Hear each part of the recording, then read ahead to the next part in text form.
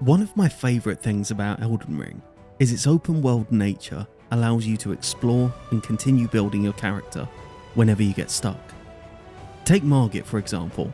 He's a really hard boss, but you don't have to fight him right at the start. By using the open world, you can go to other areas, fight different bosses, and get better equipment to make the fight so much easier. So in this run, we're going to do some exploring, and then we're going to fight Margit.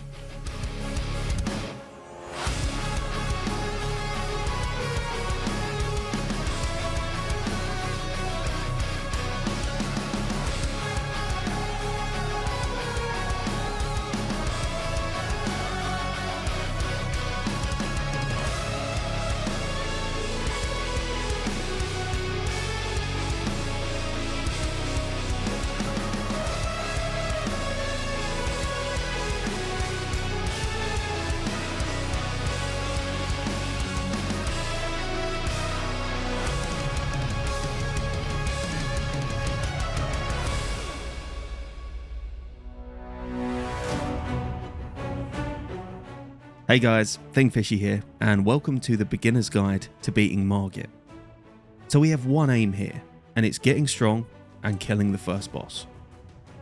Because I have beaten Margit before, I thought it'd be fun to make this run a little more challenging by only leveling Faith. Now, so that we can fully upgrade our weapons for Margit, we need to access the DLC, so in the first part of the run, we're going to go grab some early game equipment so that we can kill Radahn. Before doing my usual setup, there's something we need to grab first. So ride through Caelid towards Castle Redmane, light the Grace by the bridge, and grab the Cragblade Ash of War from the Scarab nearby. Now into the castle.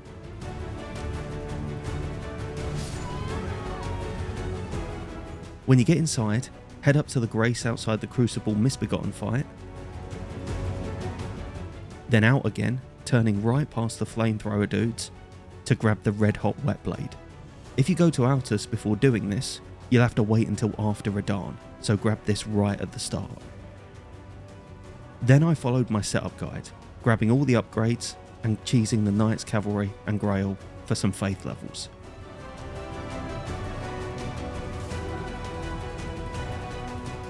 Next stop was Volcano Manor. After speaking to Tanith in the manor, head back to the War Master's shack to kill Banal so you can buy Assassin's Gambit.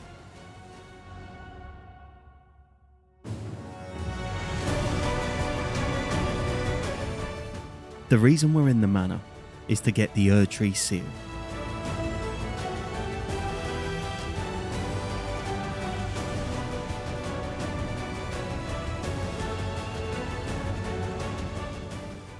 Now for some bits. First head to Northwest Caelid to bully the Avatar for the Fire Shrouding tier.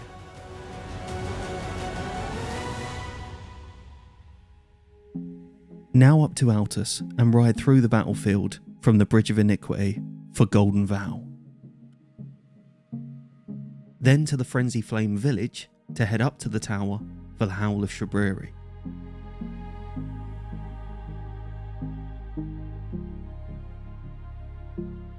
Then ride up towards the church for the frenzied 50 cal from the Scarab.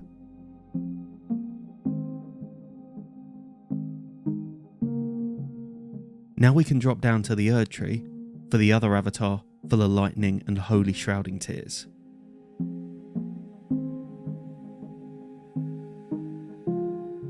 To the Seathwater Terminus for the Fire Scorpion charm on top of Fort Lyde.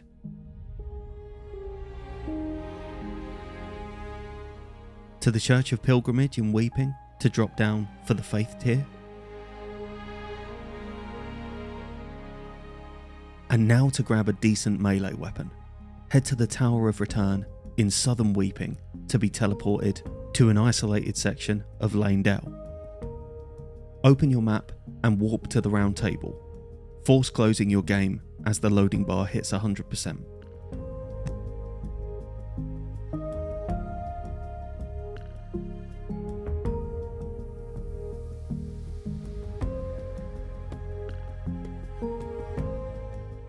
There's a ton of decent runes you can pick up in Lanedale for extra cash, and the Lord's rune dropped by the Avatar we can melt with Catch Flame.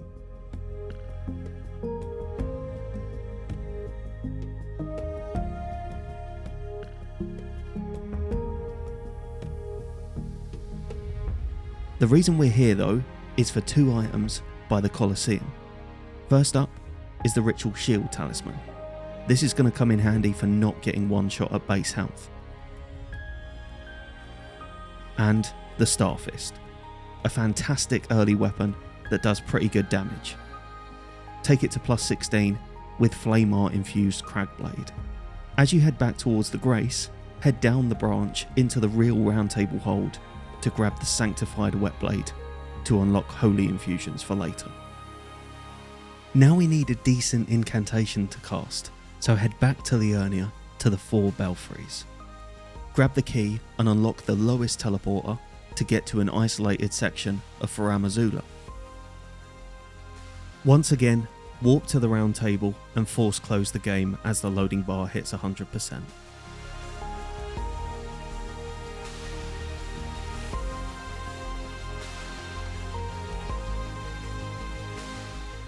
We're in Farum to grab a couple of things.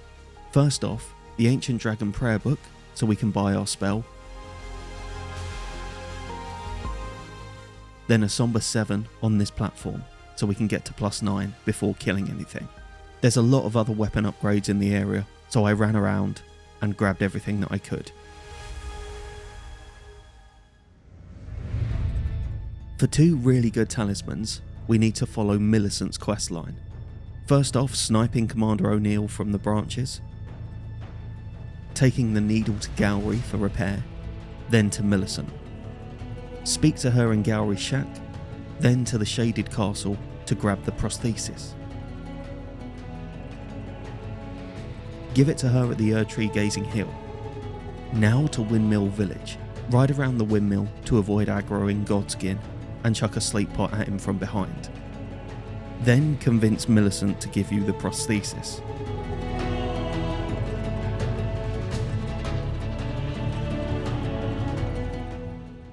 Now it's completely optional, but at this stage I wanted an extra talisman slot, so I could wear more than one, as one talisman slot is locked behind our mortal enemy Margit, and we're nowhere near ready for killing 2 demigods yet. So I grabbed the bonky combo of joy from the Mistwood, then headed into Shade Godfrey. Godfrey has a much more predictable moveset than Margit or Radahn, so this fight shouldn't cause you any trouble.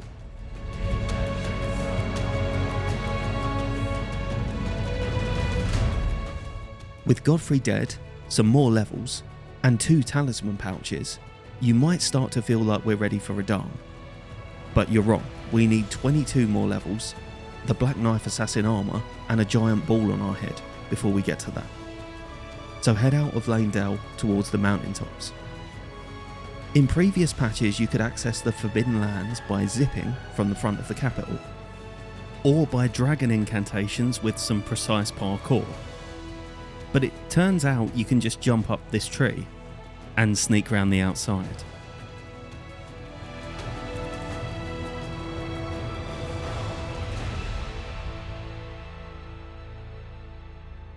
With the DLC now being the place to go for early weapon upgrades these days, and there not being that many exciting weapons in the mountaintops, when I first heard about this glitch, it was hard to think of a run that would show it off. The best idea I came up with was a stupid challenge run where you fight Margit as the last boss, ride through the Forbidden Lands to the Grand Lift of Rold. And you know the drill by now.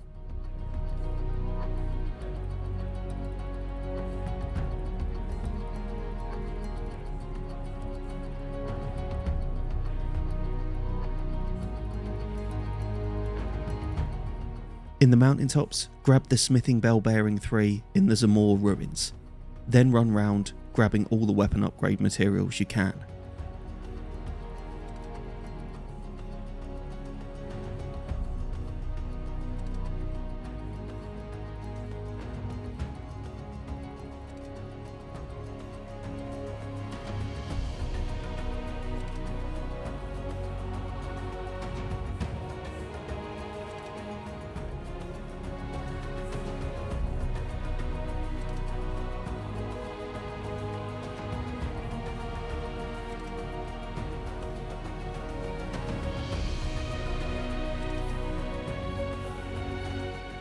Now to get our armour set and a giant ball for our head. Ride southwest from the freezing lake, Grace, and head left just before you get to the shack where Whip Boy invades you. Jump up the Spirit Spring and do a single jump to the left when your compass touches this mountain to jump between two misaligned kill planes. Quit out when your character hits the bottom. All we have to do now is some horse jumps to make it to a teleporter. I usually explain how to do this, but explaining how to jump down cliffs on a horse while we're all playing the Oblivion remaster seems unnecessary.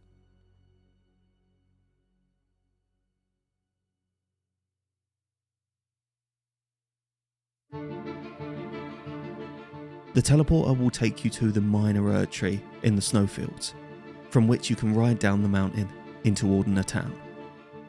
Here we can find our fashion for the early part of the run.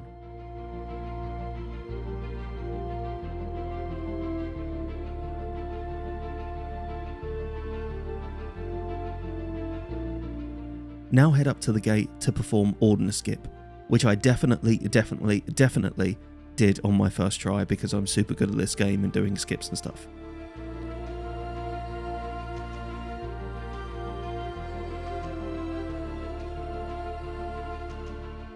Head into the Halig tree and run up the ant branch to grab a big ball for our head.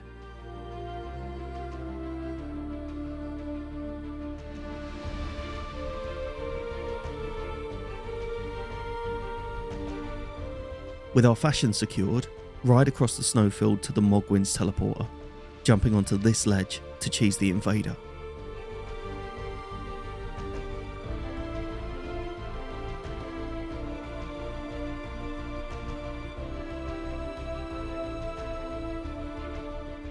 Ride through the palace, grabbing as many goodies along the way as you can.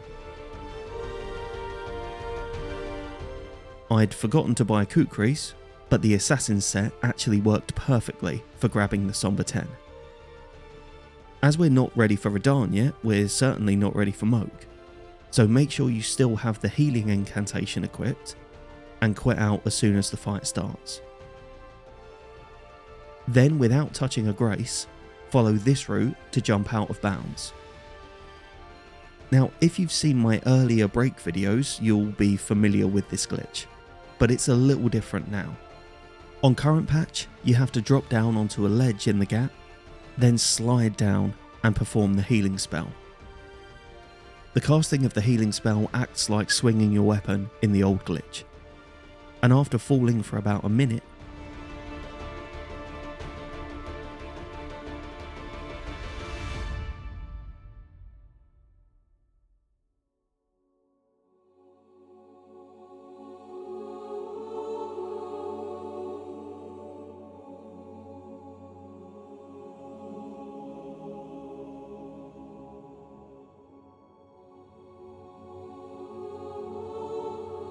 now back to Outlas, and into the Windham Catacombs for the Lightning Scorpion charm.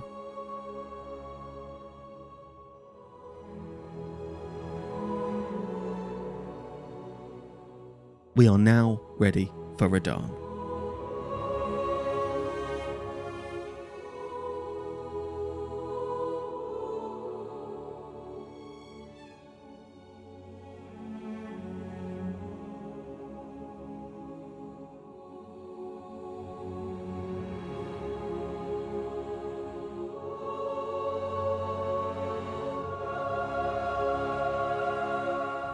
With access to the Land of Shadow, we can now run around and grab all the smithing stones we need to max out a smithing weapon by visiting the Fort of Reprimand, the Ruined Forge of Starfall Past, and the Fog Rift Fort.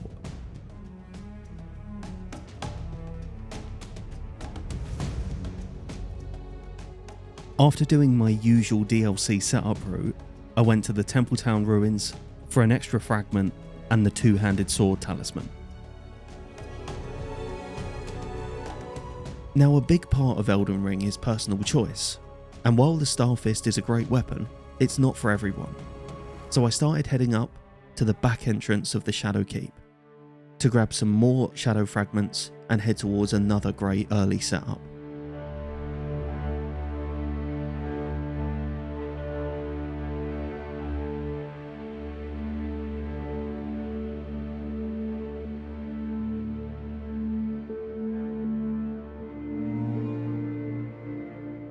This section with the Fire Knights and bats was a particularly fun part of this run.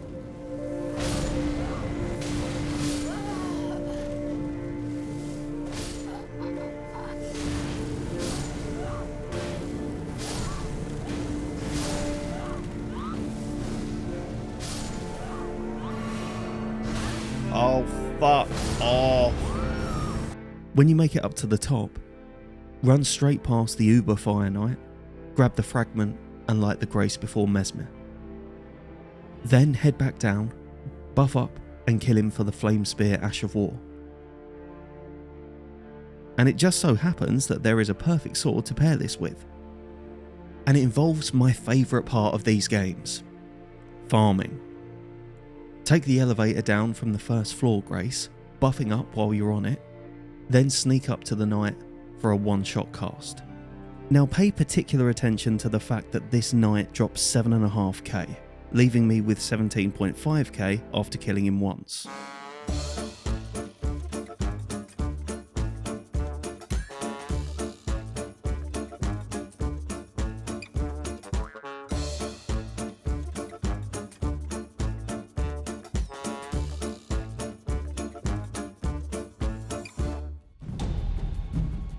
Head back to Liurnia and into the Crystal Caves for the Smithing Stone Bell-Bearing 1. The only one we need to max out the Greatsword. Now, ordinarily, I wouldn't use runes that I got from farming, but as they now represented more than an hour of my life, and no one's going to follow this stupid fucking guide anyway, on this occasion, I grabbed some more faith. Now up to the ancient ruins of Rao for some more fragments and the new and improved pest threads, which you can get just before Romina's Grace.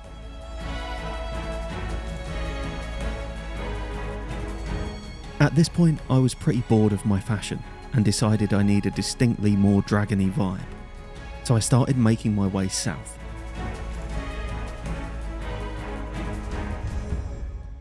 Walk into Ancient Dragon Man's arena and cast Ancient Dragon Lightning Strike on the door for a free chunk of damage.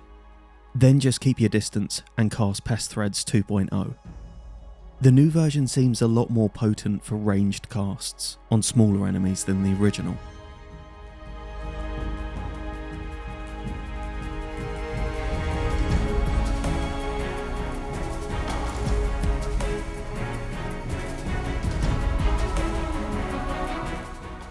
To get my dragony fashion, I needed to kill Bale, who does enough damage to one-shot us on basically every single attack.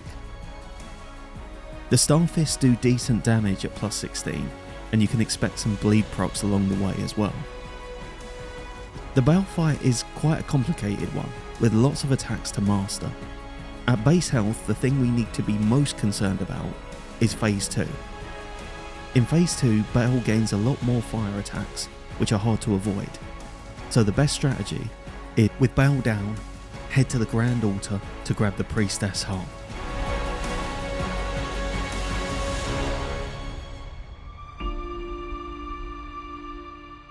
Now the Fire Knight Greatsword and the Starfists are very good weapons, but there's more cool faith weapons available before Margit in the base game. So to make sure we can level up some more of them, head in to chuck some sleep pots at the duo. Then delete them with the Greatsword, regardless of their resistance to fire, for the Smithing Bell 5. In order to get to Rykard for another good faith weapon, we need to kill Noble. This means we need a weapon with low stat requirements that we can parry with. So to the Road of Iniquity, to ride up and grab the spiky bonk from the back of the carriage.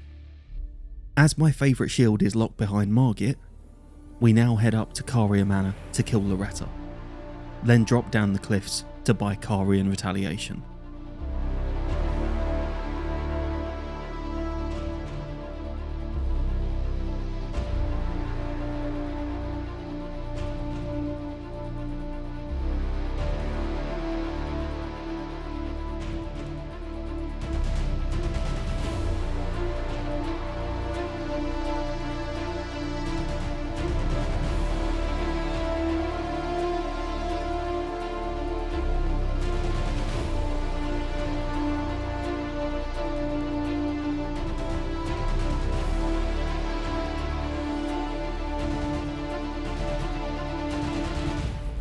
Lance in the right hand, Serpent Hunter in the left, spam crouching attacks until he's dead. Having Golden Vow and Howl of Shabriri will ensure you need to dodge about 3 attacks in the whole fight.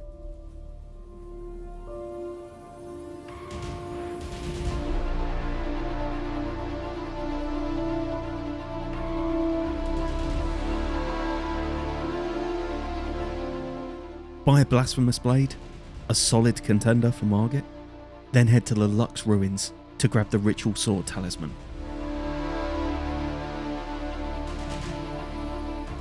As we haven't got any new spells in a while, I went back to the mountaintops to the White Ridge Road to head into the fort for the Giant's Prayer Book. Take this to Turtle Pope for Giant's Flame Take Thee, which does pretty good damage.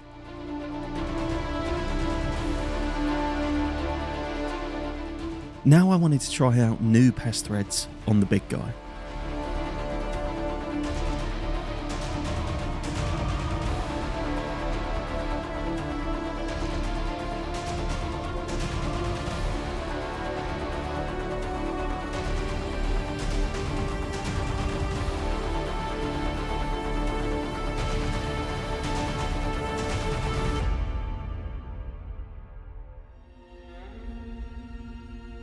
For another fancy new DLC spell, back to the Land of Shadow and to the Scorpion River Catacombs. Thankfully, this is a really chill catacombs where not a lot is going on. And that's really great for a character with base health. It would have been an agonising hour of dying and screaming otherwise. When you get to the Deathblight monster, hide behind this pillar, then run across the ledge. You'll find the Knight's Lightning Spear incantation. Now to the Minor Erdtree in Volcano Manor to grab the Cerulean Hidden Tear.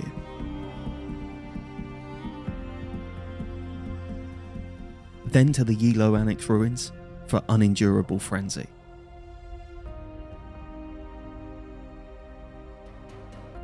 Now at this point we're pretty well set up for Margit, but there's still a few faith weapons we can grab.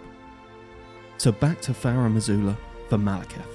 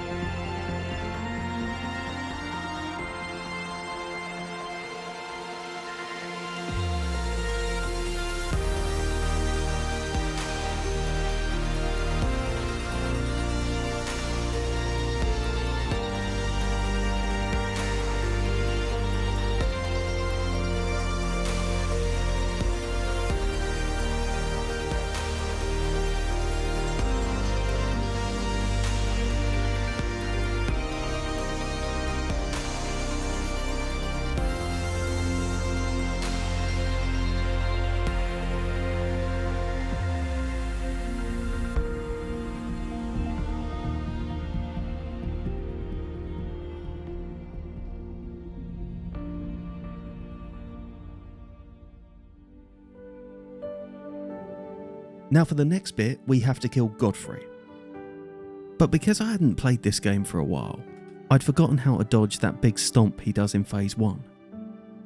So I headed in for Placidus Axe, which, even when equipped with the best setup in the game for this fight, I still managed to make look like hard work.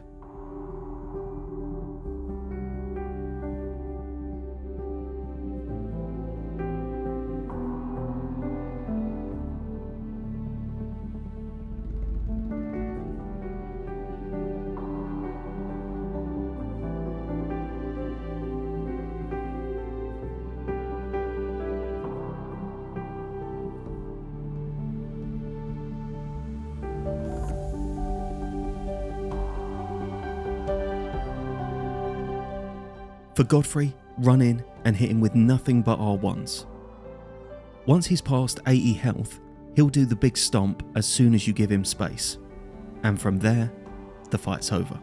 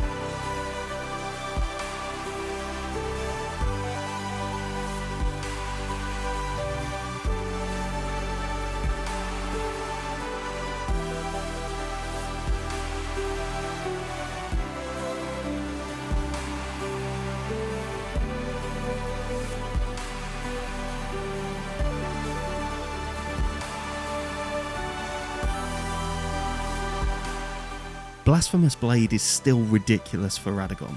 It's been nerfed slightly since the last time that I used it, but I certainly didn't notice any difference here.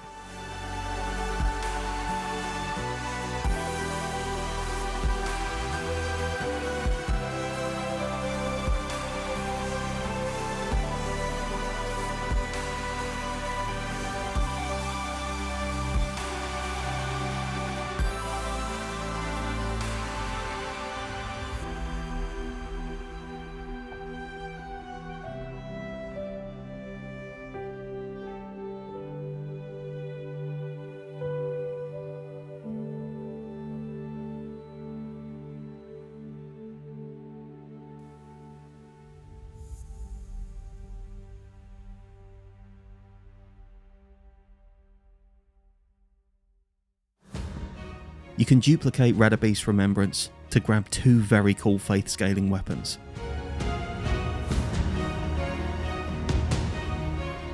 And as all of the bell bearings are now ours, level them to +9. And with holy damage now back on the menu, back to the Smouldering Church in Limgrave for the Holy Scorpion Charm. Now down into the Fissure Depths for Putrescent Knight. Use Pest Threads and Assassin's Gambit to get through this section. The Misbegotten Knight drops the spell that we want. If he doesn't fall off the cliff trying to pursue you like he did me, you can sneak up on him and kill him with Pest Threads or Lightning Strike.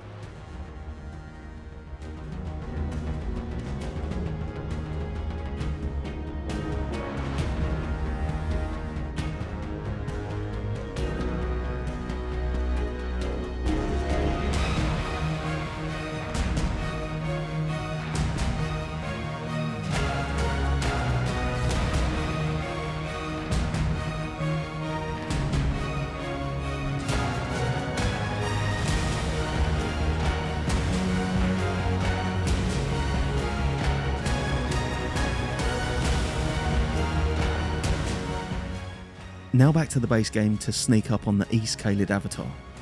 Cast your Flame Spear in the wrong direction to alert him, then kill him for the Stone Barb tier.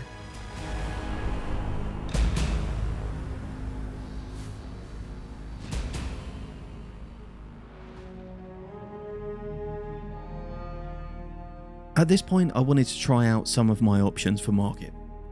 So to try and prevent myself from getting one shot in the DLC, it was time for some hippo hunting for more fragments.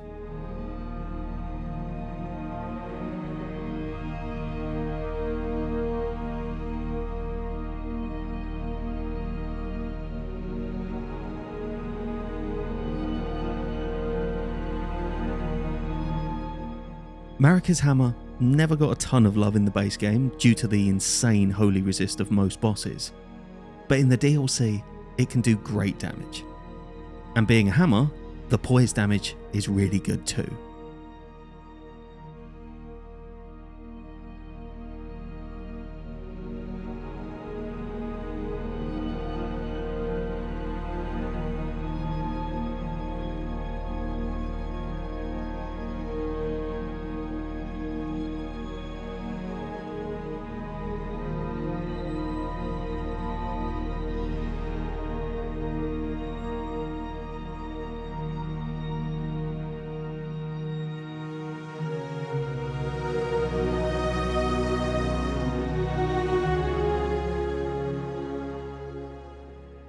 The good old spiky bonk is still too underappreciated in my view. For a weapon with almost no stat requirements you can get at the start of every run, it's so good, even in the DLC.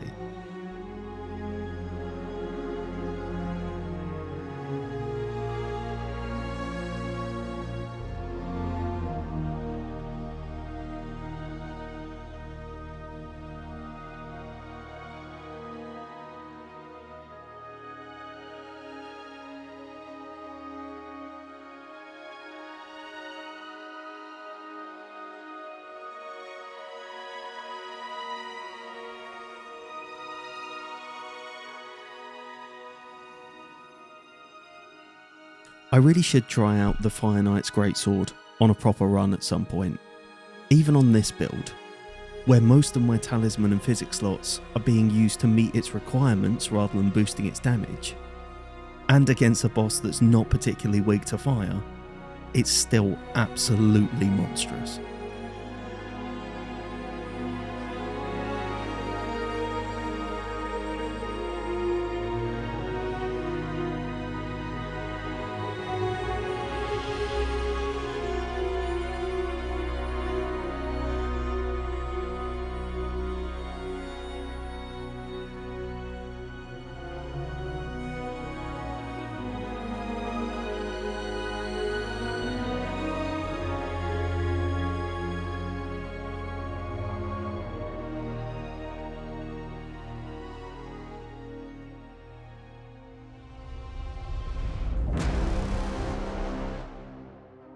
Starfists and Cragblade are just ridiculous on pretty much any build you want to use them on. I doubt there's a single build in the game where with the correct infusion they wouldn't be one of the best options you have.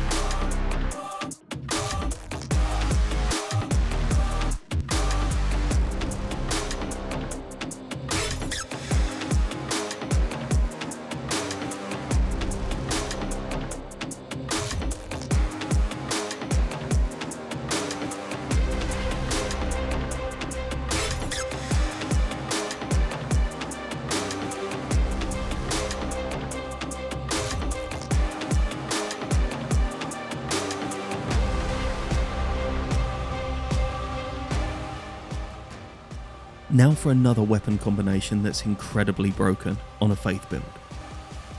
Back to the Black Knife Catacombs in Limgrave to grab one of the starting weapons.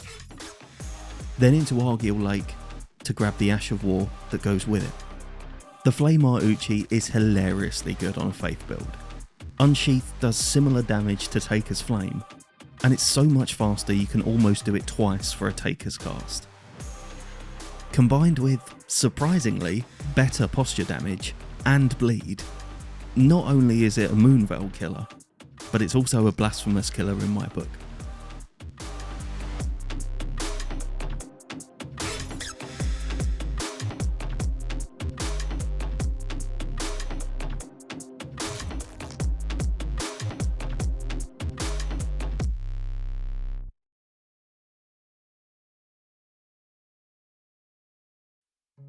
Now for Inir Ilum.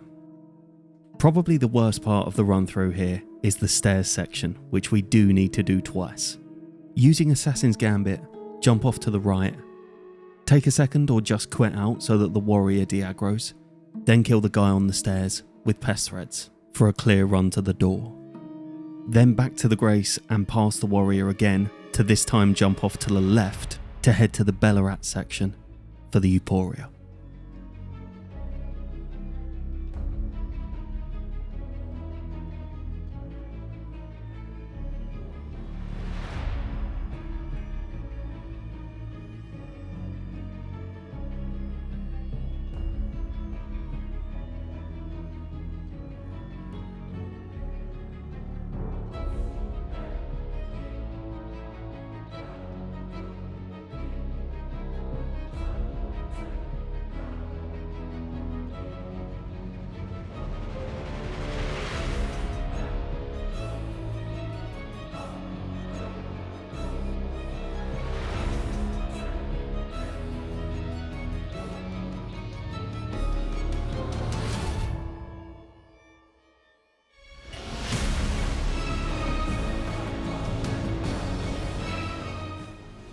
Now it was time for Captain Roll Left. The Euphoria is probably my favourite non-parry weapon for this fight, and does amazing damage. A combination of me being rusty and this boss being awful meant that getting a tidy phase 2 was a little rough. The lack of Godric's Great Rune meant that I had to have on the Sword Seal, so I grabbed Rykard's Great Rune for a little boost in health and stamina after getting desperate.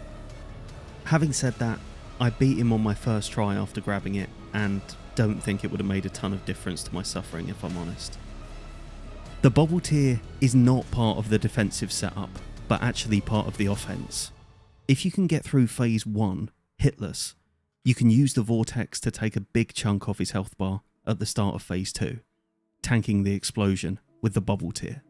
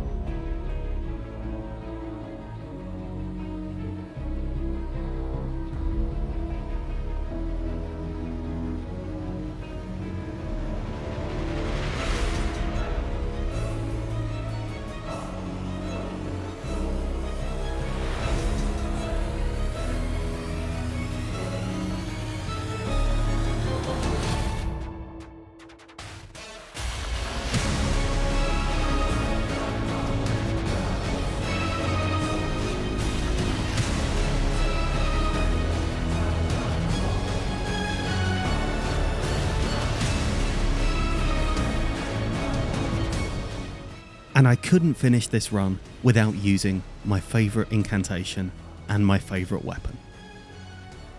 By combining Marika's Scar Seal from the Shifra River and the Outer God Heirloom from Prospect Town, I could use Dragon Maw. Against Loretta or Draconic Tree Sentinels, a parry followed by a Dragon Maw is completely safe and does devastating damage.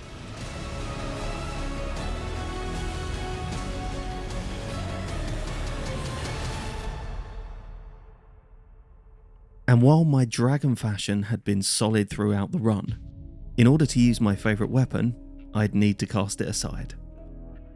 The Iron Warrior Helm, farmable from the knights that wear it, raises your strength by 6, which combined with all of the other strength buffs I could get, was just enough.